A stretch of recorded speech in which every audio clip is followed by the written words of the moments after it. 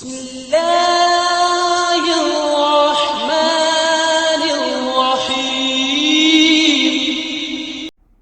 حدثنا الحميدي عبد الله بن الزبير قال حدثنا سفيان قال حدثنا يحيى بن سعيد الأنصاري قال أخبرني محمد بن إبراهيم التيمي أنه سمع علقمة بن وقاص الليثي يقول: سمعت عمر بن الخطاب رضي الله عنه على المنبر قال: سمعت رسول الله صلى الله عليه وسلم يقول: إنما الأعمال بالنيات وإنما لكل امرئ ما نوى، فمن كانت هجرته إلى دنيا يصيبها أو إلى امرأة ينكحها فهجرته إلى ما هاجر إليه.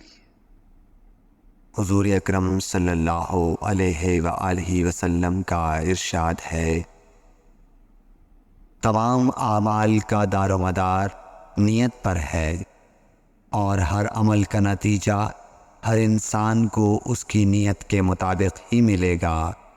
बस जिसकी हिजरत दौलती दुनिया हासिल करने के लिए हो या किसी औरत से शादी की गरज से हो, बस उसकी हिजरत उन्हीं चीज़ों के लिए होगी जिनके हासिल करने की नियत से उसने हिजरत की।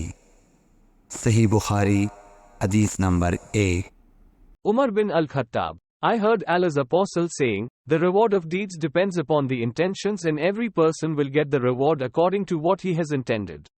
So whoever emigrated for worldly benefits or for a woman to marry, his emigration was for what he emigrated for.